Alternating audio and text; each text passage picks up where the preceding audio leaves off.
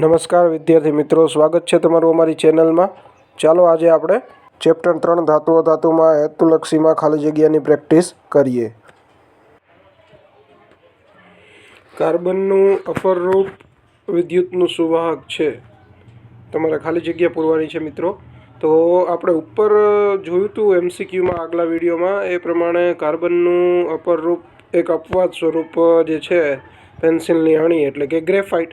તો અહીંયા જે આન્સર આવશે એ જે છે એ ગ્રેફાઇટ આવશે વિદ્યાર્થી મિત્રો, એનો આન્સર આવશે ગ્રેફાઇટ।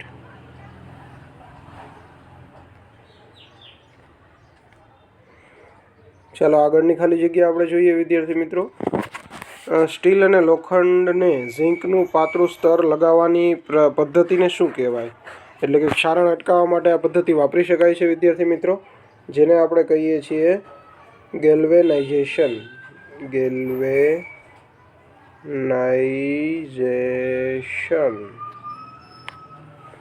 ત્યાર પછી છે નીચેનો એમસીક્યુ, જો લોખંડની સપાટીને લાંબો સમય ભેજયુક્ત હવાના સંપર્કમાં રાખવામાં આવે તો તેને કાટ લાગે છે, આ ઘટનાને શું કહેવાય? આ ઘટનાને ક્ષારણ કહેવાય વિદ્યાર્થી મિત્રો, એટલે આનો આન્સર આવશે ક્ષારણ।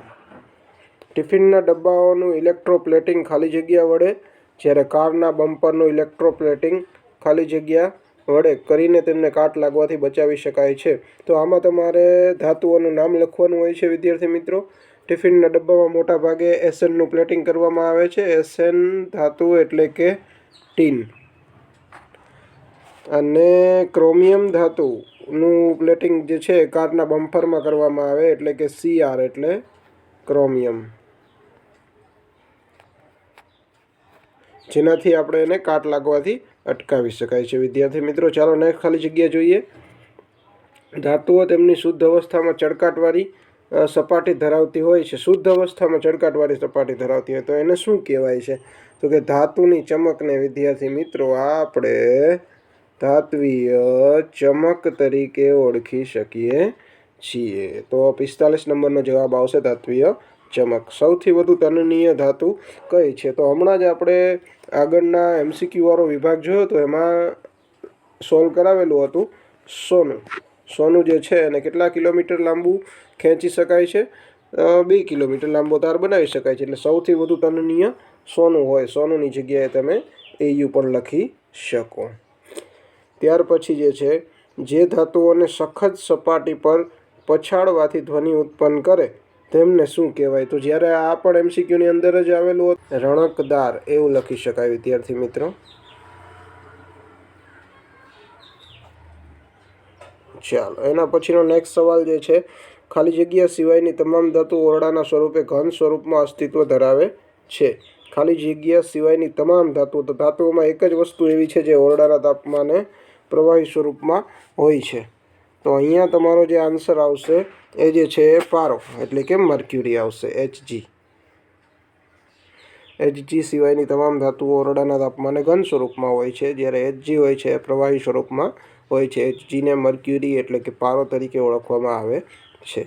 સોડિયમ અને પોટેશિયમ જેવી વધુ પ્રતિક્રિયાત્મક ધાતુઓને ખાલી જગ્યામાં રાખવામાં આવે છે, નહીં તો તે સળગી ઉઠે છે।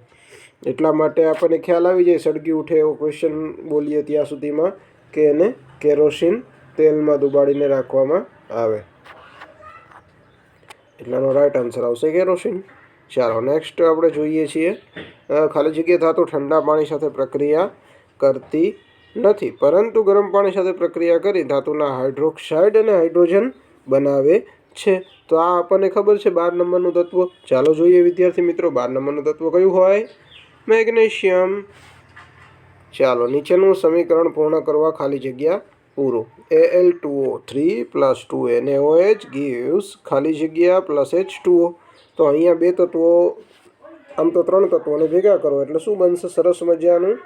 NaAlO2, અને સમતુલિત કરવું હોય આગળ તો આગળ 2 લગાડવું પડે, એટલે કે સોડિયમ એલ્યુમિનેટ। આને શું કહેવામાં આવે છે વિદ્યાર્થી મિત્રો? Sodium aluminate.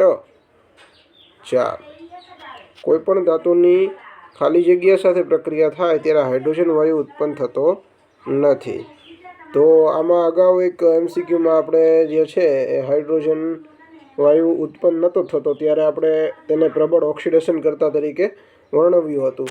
તો જો તમને યાદ હોય તો અહીંયા તમને ખ્યાલ પડી જાય કે કોઈ પણ ધાતુની ખાલી જગ્યા સાથે પ્રક્રિયા કરતા એટલે કે સાંદ્ર HNO3 સાથે પ્રક્રિયા કરતા નાઇટ્રિક એસિડ જેને કહેવામાં આવે છે એની સાથે પ્રક્રિયા કરો તો હાઇડ્રોજન વાયુ ઉત્પન્ન થતો નથી. ચલો નેક્સ્ટ છે ખાલી જગ્યાએ પ્રબળ ક્ષારીય ધુમાયમાન પ્રવાહી છે કે જેના સોના અને ગોલ્ડને દ્રાવ્ય કરી શકે. એનું નામ જે આવશે એ છે એક્વારિજિયા. અહીંયાથી ઘણા બધા પ્રશ્નો આપણને શીખવા મળે એમ છે વિદ્યાર્થી મિત્રો. એક્વારિજિયા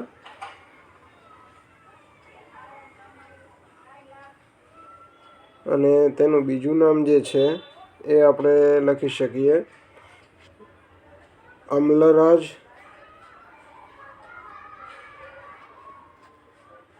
એનું ત્રીજું નામ જે છે એને આપણે લખી શકીએ રોયલ પાણી. આ ત્રણ એક જ વસ્તુ છે વિદ્યાર્થી મિત્રો, એક્વારિજિયા, અમ્લરાજ અને રોયલ પાણી. ચાલો આગળ વધીએ છીએ. ત્યાર પછી ખાલી જગ્યા એ આવી ગયું છે. ત્યાર પછીનું આગળ વધીએ. 54 નંબરનો જે ક્વેશ્ચન છે એના પર આપણે જઈએ કે ખાલી જગ્યા તેનાથી ઓછી સક્રિય ધાતુને તેમના સંયોજનો દ્વારા દ્રાવણ અથવા પીગળેલ સ્વરૂપમાં વિસ્થાપિત કરી શકે. તો અહીંયા જે છે એમાં આવશે સક્રિય ધાતુ. સક્રિય ધાતુ છે એ તેનાથી ઓછી સક્રિય ધાતુને તેમના સંયોજનો દ્રાવણ અથવા પીગળેલ સ્વરૂપમાં વિસ્થાપિત કરી શકે. વધુ સક્રિય ધાતુ હોય એ. ખાલી જગ્યા પછી આવશે 55 નંબરની ધાતુમાંથી અધાતુમાં ઇલેક્ટ્રોનની આપલે દ્વારા નિર્માણ પામતા સંયોજનો કોના તરીકે ઓળખાય છે? તો એ જે છે વીજભારિત સંયોજનો. વીજભારિત સંયોજનોને કહેવાય આયનિક સંયોજનો. આયનિક સંયોજનો તરીકે પણ ઓળખી શકાય છે. આયનિક સંયોજનો.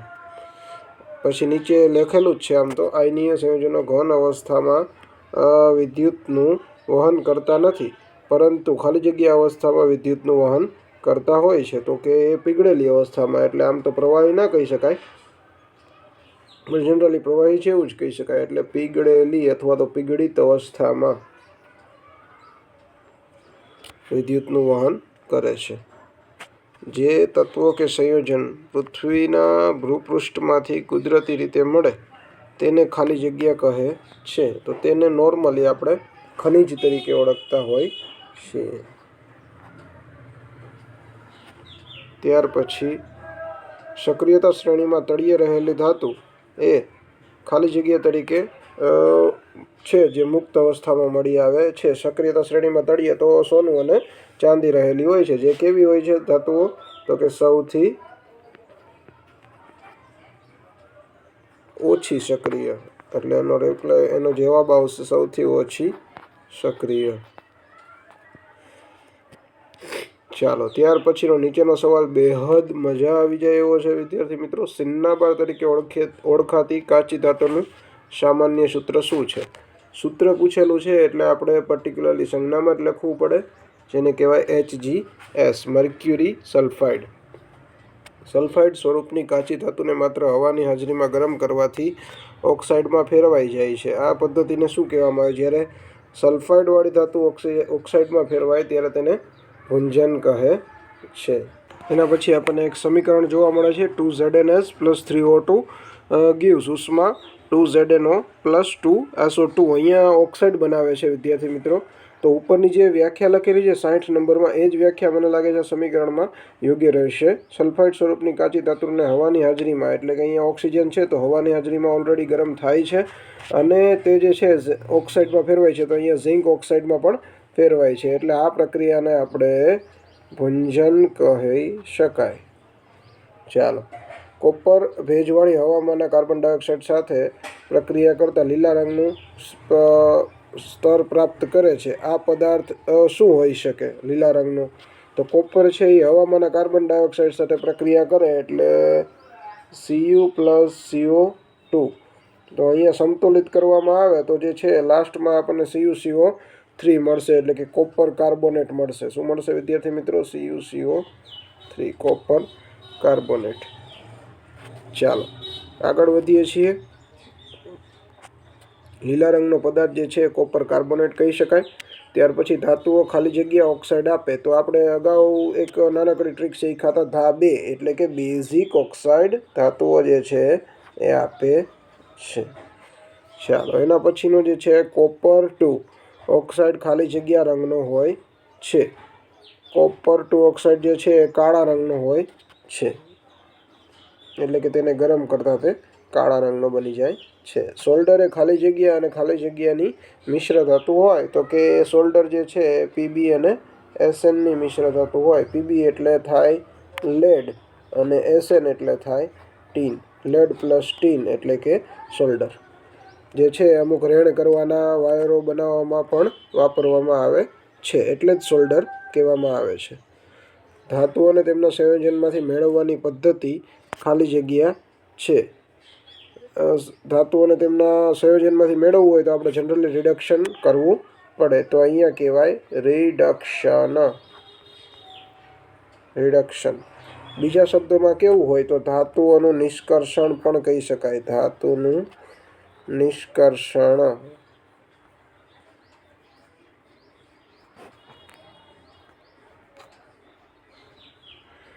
ધાતુનું નિષ્કર્ષણ. ચાલો આગળ વધીએ વિદ્યાર્થી મિત્રો. ત્યાર પછીનો જે ક્વેશ્ચન છે સુકવણીકર્તા તરીકે કોનો ઉપયોગ થાય? સુકવણીકર્તા એટલે આમ તો એનામાંથી ભેજનું શોષણ કરવું, તો એના માટે તો ફક્ત ને ફક્ત H2SO4 the king of acid, sulphuric acid. કયો એસિડ થાય વિદ્યાર્થી મિત્રો? સલ્ફ્યુરિક એસિડ નો ઉપયોગ થાય છે સુકવણીકર્તા તરીકે. ખાસ આઈએમપી પ્રશ્ન છે વિદ્યાર્થી મિત્રો, યાદ રાખવો જોઈએ. ત્યાર પછીનો 68 નંબરનો ક્વેશ્ચન, જો મિશ્ર ધાતુ પૈકી એક ધાતુ મર્ક્યુરી હોય તેવી મિશ્ર ધાતુને ખાલી જગ્યા કહે છે. તો હમણાં જ આ ચર્ચા થઈ ગઈ હતી આપણે કે એવી કઈ મિશ્ર ધાતુ હોય કે જે એની એક ધાતુ જે છે એમાં મર્ક્યુરી તરીકે ઓળખવામાં આવે, તો એવી જે મિશ્ર ધાતુ છે એને સરસ કહેવામાં આવે છે. સરસ. ચાલો એટલે કે એમાલ્ગમ જેને વાત કરવામાં આવે, એમાલ્ગમ પણ કહી શકાય, સરસ અથવા એમાલ્ગમ. ચાલો આગળ વધીએ છીએ વિદ્યાર્થી મિત્રો. કોપરના વિદ્યુત વિભાજીય રિડક્શન માટે ખાલી જગ્યાનું દ્રાવણ વપરાય છે. કોપરના વિદ્યુત વિભાજન માટે તો ઓબ્વિયસલી કોપર સલ્ફેટનું જ દ્રાવણ વપરાય છે વિદ્યાર્થી મિત્રો. CuSO4 કોપર સલ્ફેટનું દ્રાવણ. એના પછીનો ક્વેશ્ચન તો વર્લ્ડ ફેમસ સિન્નાબાર એ ખાલી જગ્યાની કાચી ધાતુ છે. તો અહીંયા આપણે અગાઉ પણ આ પ્રશ્ન પૂછાઈ ગયો, અહીંયા થોડાક અલગ રીતે પૂછાણો છે. મર્ક્યુરીની કાચી ધાતુ છે, તો એનો આન્સર આવશે મર્ક્યુરી, પારો અથવા તો Hg, કોઈ પણ લખી શકાય. ગરમ પાણી સાથે પ્રક્રિયા કરતી ધાતુ કઈ છે? તો કે ગરમ પાણી સાથે 12 નંબરનું તત્વ પ્રક્રિયા કરે છે Mg.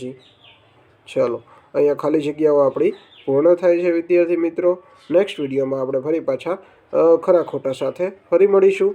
ત્યાં સુધી આ વિડીયોને લાઇક, શેર અને સબસ્ક્રાઈબ કરજો અને તમારા મિત્રો સુધી પણ પહોંચાડજો, જેથી કરીને હેતુલક્ષીની પ્રેક્ટિસ કરવાથી તમને એક્ઝામમાં ખૂબ સરળ માર્ક સાથે ફાયદો થશે. ચાલો ફરી મળીશું. આવજો.